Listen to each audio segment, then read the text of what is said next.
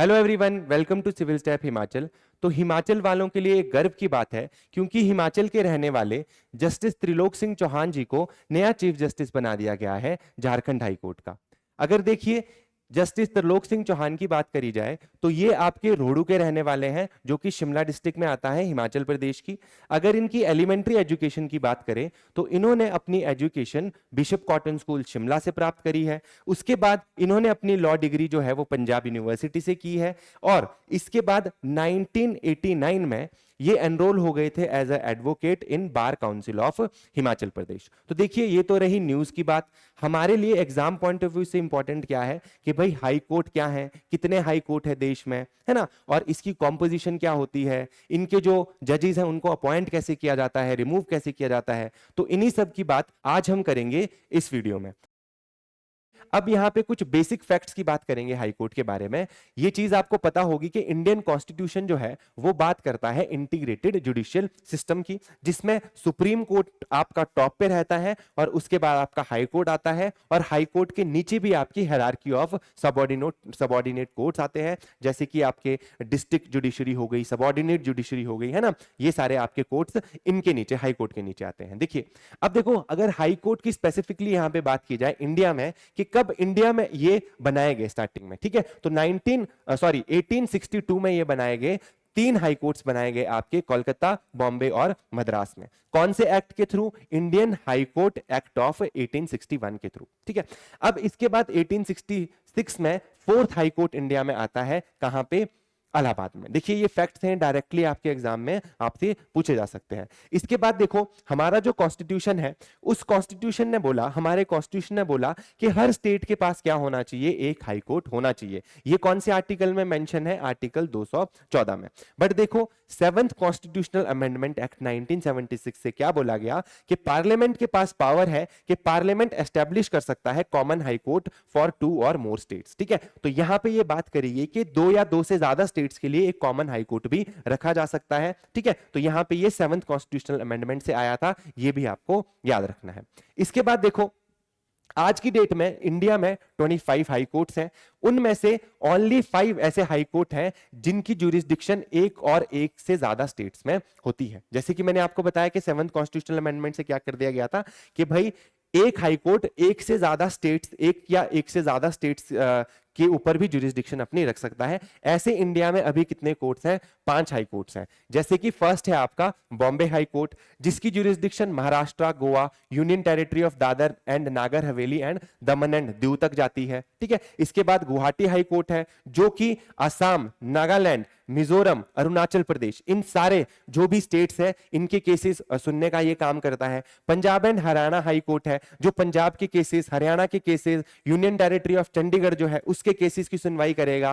Kerala high court, Kerala का भी करता है और यूनियन टेरिटरी और लक्षद्वीप, ठीक है। जो लक्षद्वीप में जो भी केसेस होंगे वो कहां पे सुनवाई होगी उसकी? केरला हाई कोर्ट में। इसके बाद आता है आपका कोलकाता हाई कोर्ट, जिसकी ज्यूरिसडिक्शन वेस्ट बंगाल और अंडमान एंड निकोबार आइलैंड्स तक जाती है, ठीक है। तो ये चीज आपको याद रखनी है कि इंडिया में 25 हाई कोर्ट्स हैं, उनमें से 5 हाई कोर्ट्स ऐसे हैं जिनकी ज्यूरिसडिक्शन एक और एक से ज्यादा स्टेट तक जाती है, ठीक है। इसके बाद देखो, दिल्ली, यहां पे ये फैक्ट आपको याद रखना है कि दिल्ली एक सिर्फ ऐसी यूनियन टेरिटरी है जिसके पास खुद का हाई कोर्ट है, दिल्ली हाई कोर्ट, है ना। ये कब इसको दिया गया था? 1966 में। इसके बाद देखो, union territory of जे&के and Ladakh के लिए एक कॉमन हाई कोर्ट है, ठीक है। मतलब देखो, ऐसी एक ही यूनियन टेरिटरी है जहां पे खुद का हाई कोर्ट है और वो है Delhi. Union territory of जे&के and Ladakh के लिए एक कॉमन हाई कोर्ट है, ठीक है। अब देखो, जो हाई कोर्ट है इसके बारे में कहां पे बात होती है? तो इसके बारे में बात होती है आर्टिकल 214 से 231 तक, जो कि आपके पार्ट 6 ऑफ द कॉन्स्टिट्यूशन में आते हैं। ये बात करते हैं organisation, independence, jurisdiction, powers and procedure of high court की, ठीक है। चलिए, अब यहां पे देखो, स्ट्रेंथ की बात करते हैं और कॉम्पोजिशन की बात करते हैं कि हाई कोर्ट्स में कितने जजेस होने चाहिए। देखो, constitutional does not specify the strength of high court. Constitution में बताया ही नहीं गया कि भाई हाई कोर्ट में कितने नंबर ऑफ जजेस होंगे। ये किस पे छोड़ा गया है? डिस्क्रिशन ऑफ प्रेसिडेंट पे, है ना। प्रेसिडेंट की मर्जी पे छोड़ा गया है ना। यहां पे देखो क्या बोला गया है, एवरी हाई कोर्ट, या तो वो एक्सक्लूसिव हो या कॉमन हो। एक्सक्लूसिव का मतलब एक स्टेट के लिए एक हाई कोर्ट, और कॉमन का मतलब 2-3 states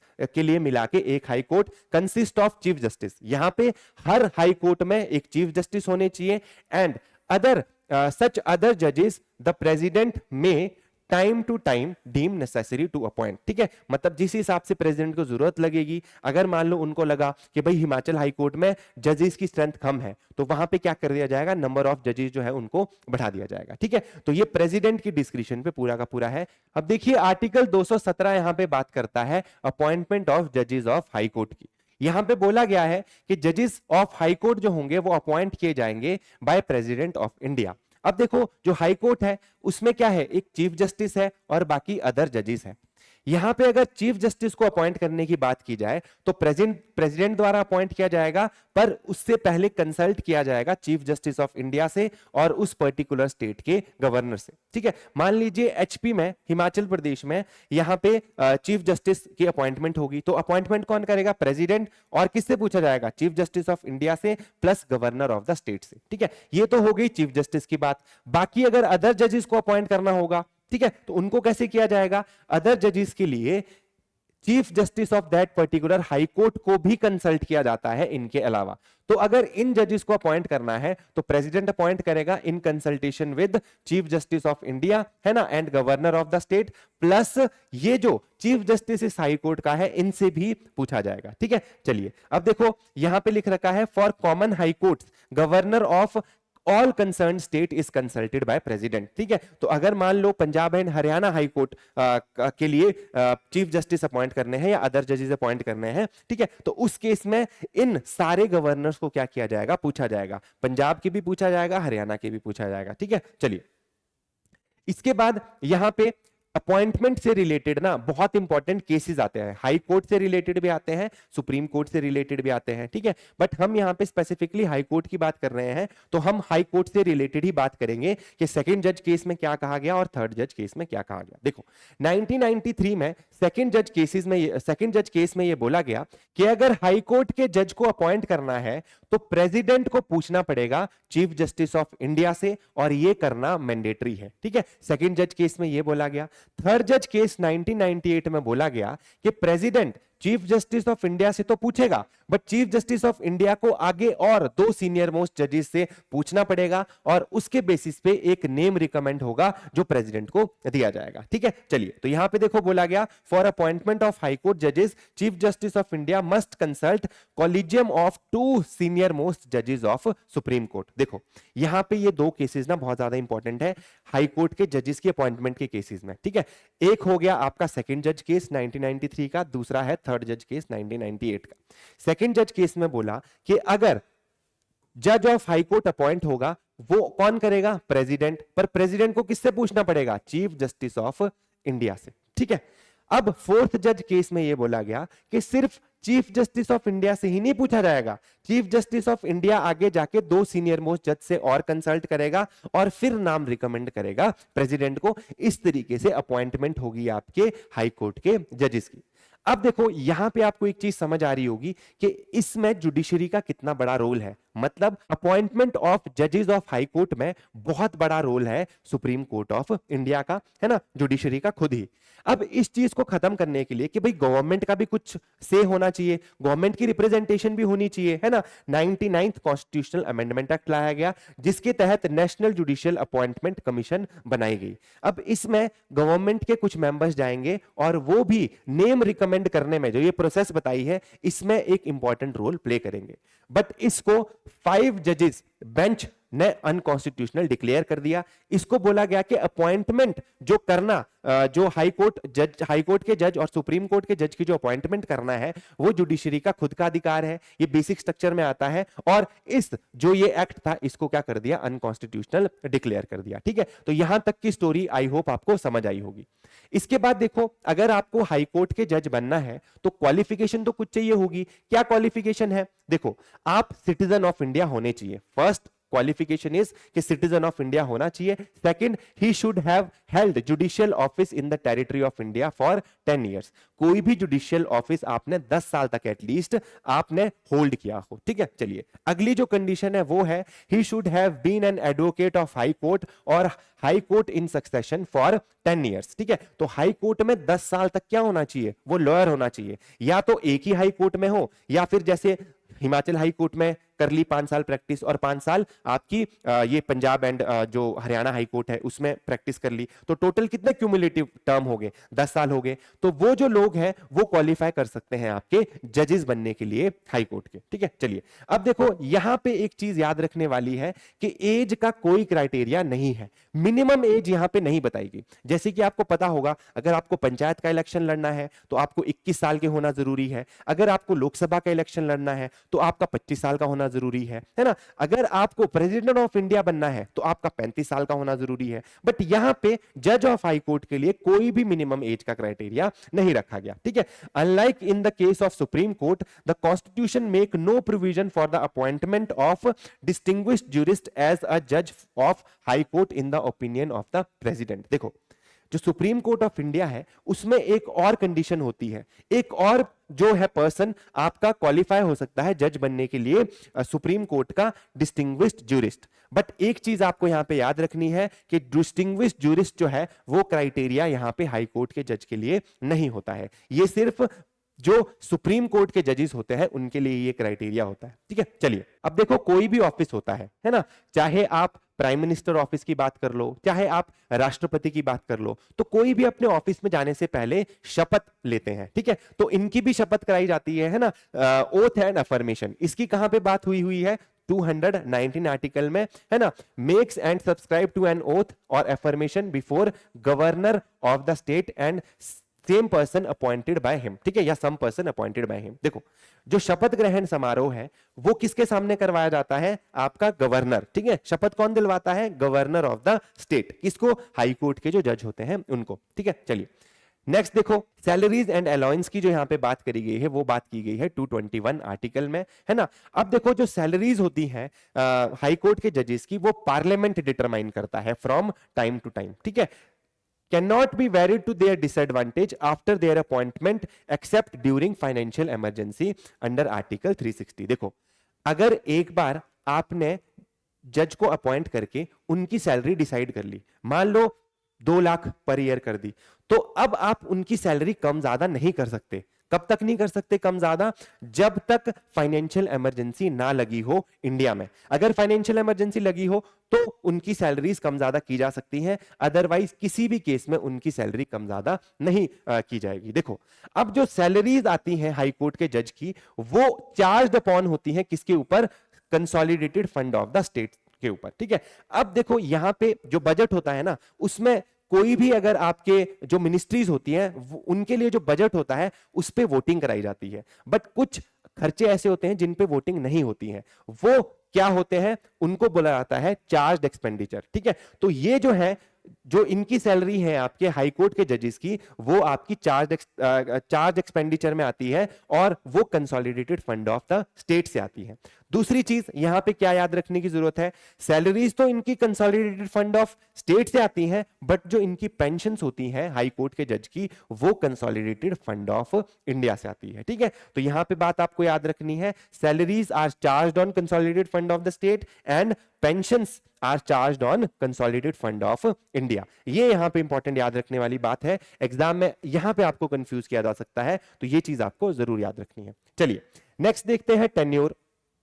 constitution does not have provided for a fix tenure of जज ऑफ हाई कोर्ट, ठीक है। हाई कोर्ट के जज के लिए कोई भी फिक्स टेन्योर नहीं डिसाइड किया गया है, ठीक है, कि 5 साल तक के ऑफिस में रहेंगे, 10 साल तक के ऑफिस में रहेंगे, कोई डिसाइड नहीं करेगा, ठीक है। यहां पे 4 प्रोविजन किए गए हैं कि हाई कोर्ट के जज 62 इयर्स के जब हो जाएंगे तो उनको रिटायर होना पड़ेगा, है ना। मतलब 62 मैक्सिमम ईयर है जब तक आप जज ऑफ हाई कोर्ट बने रह सकते हो। सुप्रीम कोर्ट के केस में ये 65 ईयर्स है, ठीक है। तो अगर मान लो कोई जज 62 ईयर्स में हाई कोर्ट से रिटायर हो गया, तो उसके बाद वो कहां जा सकता है, सुप्रीम कोर्ट जा सकते हैं, है ना। 65 ईयर के जब तक वो नहीं हो जाते तब तक वो वहां पे भी सर्व कर सकते हैं, ठीक है। अगर मान लो इन्होंने रेजिग्नेशन देना हो तो ये रेजिग्नेशन किसको देंगे, प्रेसिडेंट ऑफ इंडिया को, है ना। Can be removed from office by president on the recommendation of parliament. अगर पार्लियामेंट रिकमेंड करे, है ना, इसके लिए एक प्रॉपर प्रोसेस होता है ना, इंपीचमेंट के लिए, रिमूवल के लिए, ठीक है। तो अगर पार्लियामेंट रिकमेंड करे प्रेसिडेंट को तो इनको इनके ऑफिस से निकाला जा सकता है ना। He vacate his office when he is appointed as Supreme Court judge or when he is transferred to another high court, ठीक है। तो ये अपने ऑफिस को वेकेट करेंगे, खाली करेंगे, जब इनको सुप्रीम कोर्ट का जज बना दिया जाएगा या फिर इनको ट्रांसफर कर दिया जाएगा किसी और हाई कोर्ट, ठीक है। चलिए अब बात करते हैं रिमूवल ऑफ जजेस की। देखिए ये बहुत इंपॉर्टेंट है ना, एग्जाम में रिपीटेडली इस सेक्शन से क्वेश्चन आते हैं। देखो, Procedure of the impeachment of judges of High Court is same as that of Judge of Supreme Court. जैसे जज ऑफ सुप्रीम कोर्ट को रिमूव किया जाएगा वैसे ही रिमूव किया जाता है आपके हाई कोर्ट के जजेस को, ठीक है। देखो, same manner on the same grounds as जजेस ऑफ सुप्रीम कोर्ट। देखो, ग्राउंड भी सेम रहता है, तरीका भी सेम रहता है।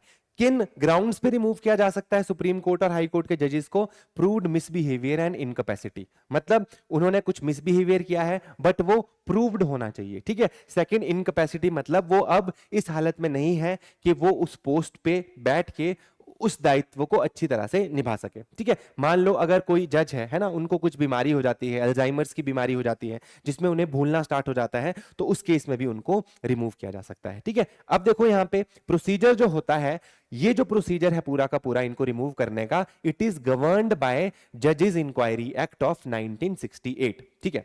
अब देखो यहाँ पे हम देखेंगे कि होता क्या है। देखो, अगर मान लो जजेस को रिमूव करना है तो उससे पहले आपको सपोर्ट चाहिए, कितने मेंबर्स का, 100 members in case of Lok Sabha और 50 member in case of Rajya Sabha.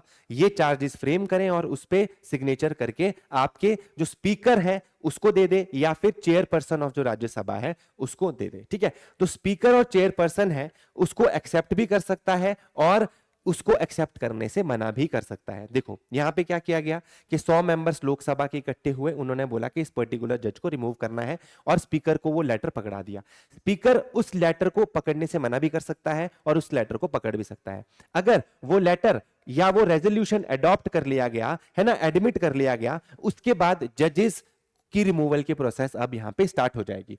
अब देखो, अगर इसको एडमिट कर लिया गया तो उसके बाद एक कमेटी बनाई जाएगी, ठीक है। स्पीकर और चेयरमैन जो होंगे आपके राज्यसभा के, वो 3 मेंबर की कमेटी बनाएंगे और उन 3 मेंबर की कमेटी में कौन कौन होंगे, या तो चीफ जस्टिस या फिर जजेस of supreme court of India होंगे, ठीक है। सेकंड कौन होंगे, जज ऑफ हाई कोर्ट, एक जज ऑफ हाई कोर्ट लिया जाएगा और एक डिस्टिंग्विश्ड ज्यूरिस्ट लिया जाएगा, ठीक है। कौन कौन होंगे, चीफ जस्टिस ऑफ इंडिया या फिर कोई जज ऑफ सुप्रीम कोर्ट। दूसरे मेंबर जो होंगे वो होंगे chief justice of high court, किसी भी हाई कोर्ट के हो सकते हैं, और तीसरा है डिस्टिंग्विश्ड ज्यूरिस्ट। तो यहां पे कमिटी जो होगी वो चार्जेस को देखेगी। अगर वो चार्जेस सही हुए उसके बाद पार्लियामेंट को बता दिया जाएगा। पार्लियामेंट क्या करेगी, उसके बाद उस मोशन को पास करेगी।